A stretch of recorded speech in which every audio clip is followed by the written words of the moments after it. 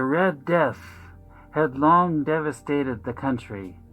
No pestilence had ever been so fatal or so hideous.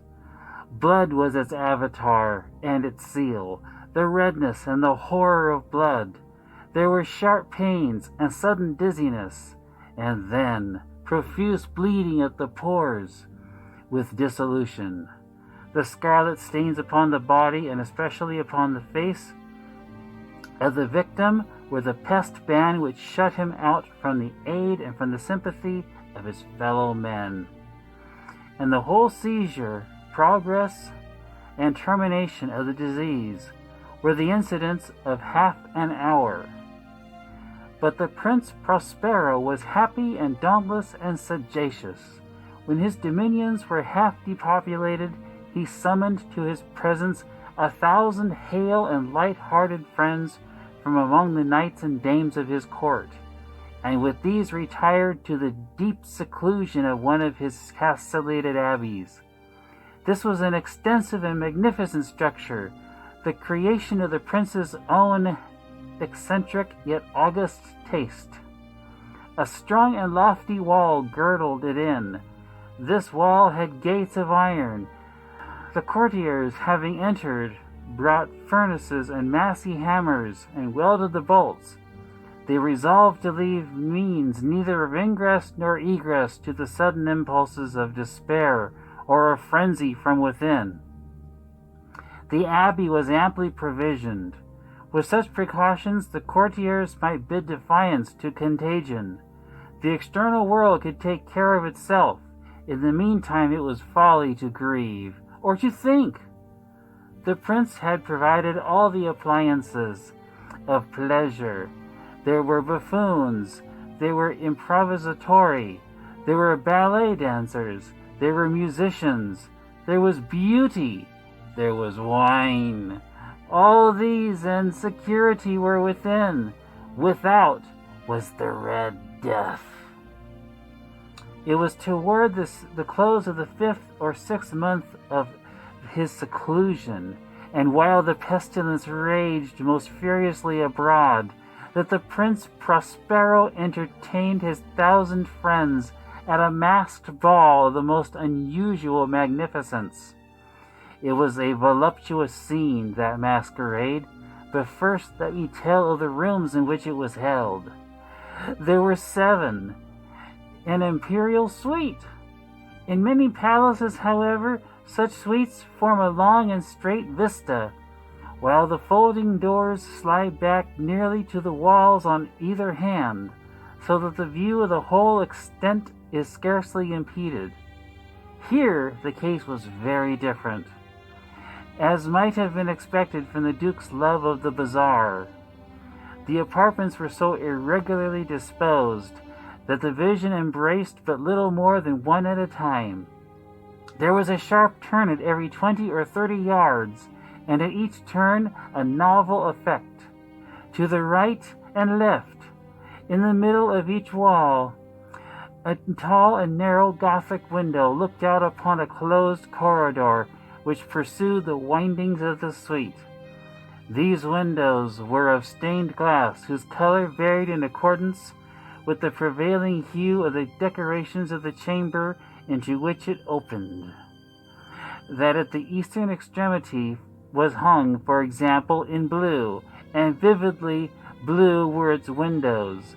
The second chamber was purple in its ornaments and tapestries, and here the panes were purple.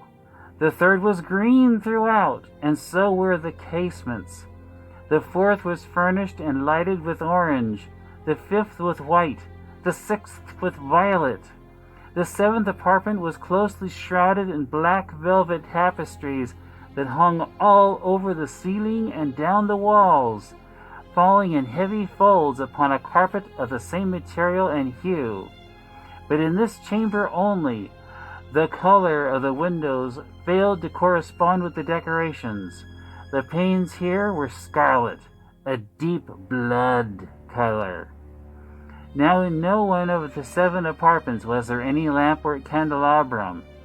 Amid the profusion of golden ornaments that lay scattered to and fro, or depended from the roof, There was no light of any kind emanating from lamp or candle within the suite of chambers, but in the corridors that followed the suite there stood, opposite to each window, a heavy tripod bearing a brazier of fire that projected its rays through the tinted glass and so glaringly illumined the room. And thus were produced a multitude of gaudy and fantastic appearances.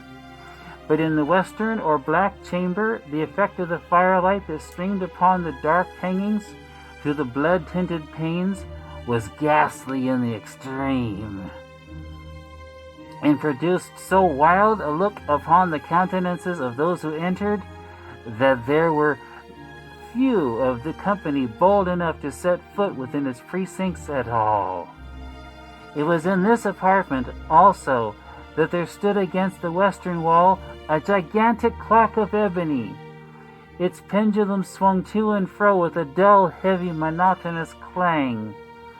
And when the minute hand made the circuit of the face, and the hour was to be stricken, there came from the brazen lungs of the clock a sound which was clear and loud and deep and exceedingly musical, but of so peculiar a note and emphasis that, at each lapse of an hour, the musicians of the orchestra were constrained to pause momentarily in their performance to hearken to the sound, and thus the waltzers perforce ceased their evolutions, and there was a brief disconcert of the whole gay company. And while the chimes of the clock yet rang, it was observed that the giddiest grew pale, and the more aged and sedate passed their hands over their brows, as if in confused reverie or meditation. But when the echoes had fully ceased, a light laughter at once pervaded the assembly. The musicians looked at each other and smiled as if at their own nervousness and folly, and made whispering vows, each to the other, that the next chiming of the clock should produce in them no similar emotion. And then, after the lapse of 60 minutes, which embraces 3,600 seconds of the time that flies, there came yet another chiming of the clock, and then there were the same disconcert and tremulousness and meditation as before. But in spite of these things, it was a gay and magnificent revel. The tastes of the Duke were peculiar. He had a fine eye for colors and effects. He disregarded the decora of mere fashion. His plans were bold and fiery, and his conceptions allowed and glowed with barbaric luster. There are some who would have thought him mad. His followers felt that he was not. It was necessary to hear and see and touch him to be sure that he was not. He had directed in great part the movable embellishments of the 7 chambers upon occasion of this great feat, and it was his own guiding taste which had given character to the masqueraders. Be sure they were grotesque. There were much glare and glitter and piquancy and phantasm, much of what has been since seen in Hernani. There were arabesque figures with unsuited limbs and appointments. There were delirious fancies such as the madman fashions. There were much of the beautiful, much of the wanton, much of the bizarre, something of the terrible, and not a little of that which might have excited disgust. To and fro in the 7 chambers there stalked in fact a multitude of dreams, and these, the dreams, writhed in and about, taking hue from the rooms, and causing the wild music of the orchestra to seem as the echo of their steps. And anon there strikes the ebony clock which stands in the hall of the velvet, and then, for a moment, all is still and all is silent, save the voice of the clock. The dreams are stiff frozen as they stand, but the echoes of the chime die away. They have endured but an instant, and a light half-subdued laughter floats after them as they depart. And now again, and the music swells, and the dreams live and writhe to and fro more merrily than ever, taking from the many-tinted windows through which stream the rays from the tripods.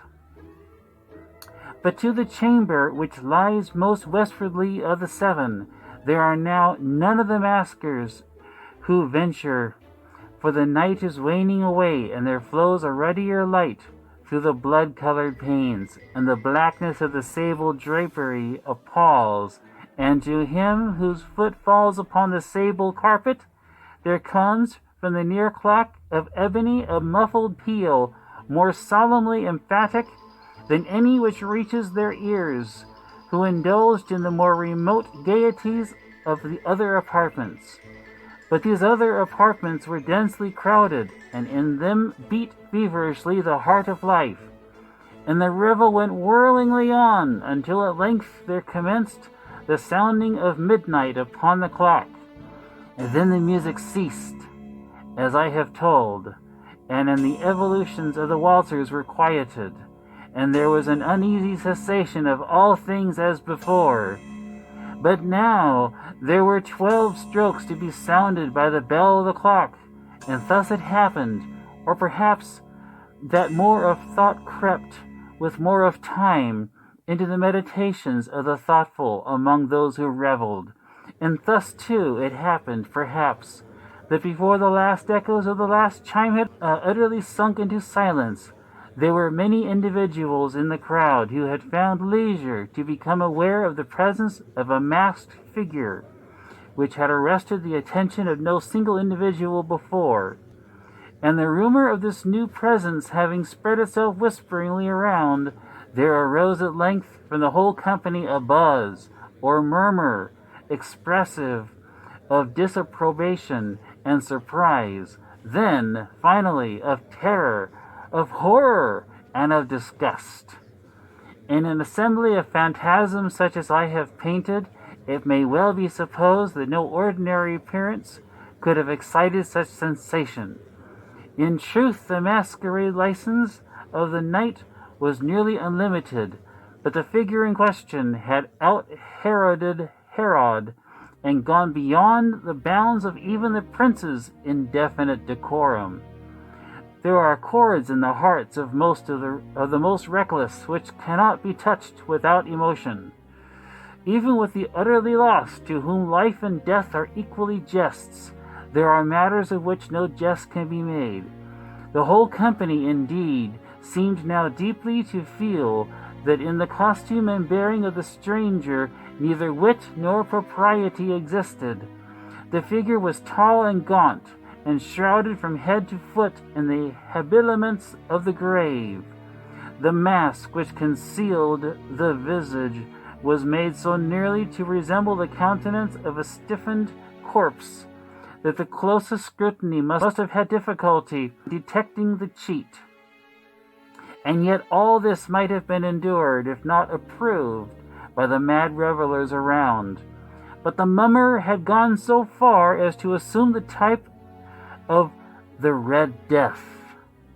His vesture was dabbled in blood, and his broad brow, with all the features of the face, was besprinkled with the scarlet horror.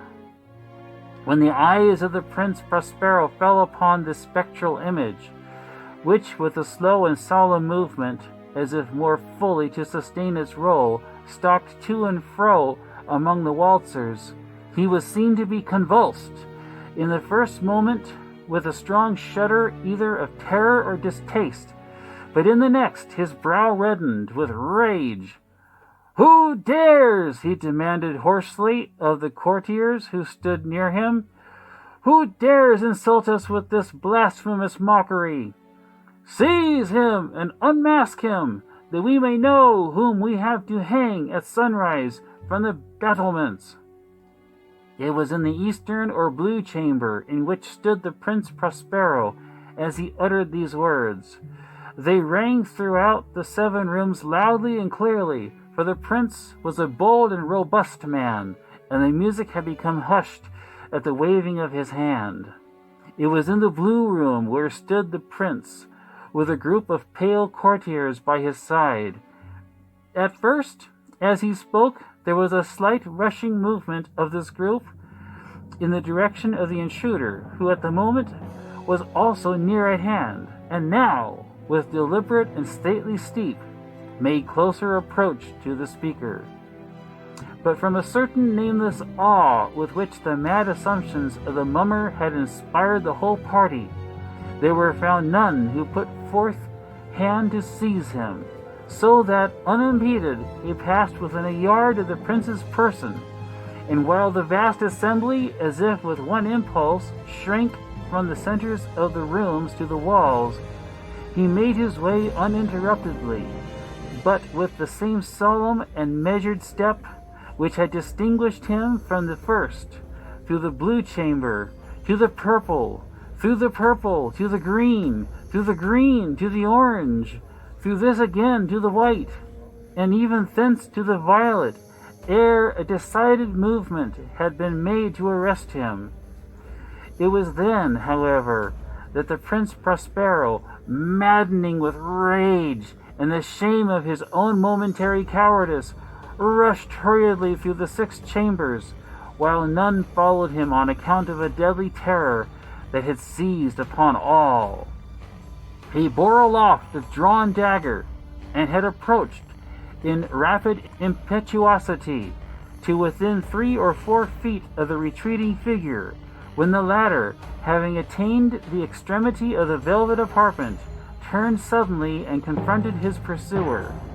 There was a sharp cry, and the dagger dropped gleaming upon the sable carpet, upon which instantly afterwards fell prostrate in death the Prince Prospero. Then, summoning the wild courage of despair, a throng of the revelers at once threw themselves into the black apartment, and seizing the mummer, whose tall figure stood erect and motionless within the shadow of the ebony clock, gasped in unutterable horror at finding the grave cerements and corpse-like mask, which they handled with so violent a rudeness untenanted by any tangible form. And now was acknowledged the presence of the Red Death. He had come like a thief in the night, and one by one dropped the revelers in the blood-bedewed halls of their revel, and died each in the despairing posture of his fall. And the light of the ebony clock went out with that of the last of the gay, and the flames of the tripods expired, and darkness and decay and the Red Death held illimitable dominion over all.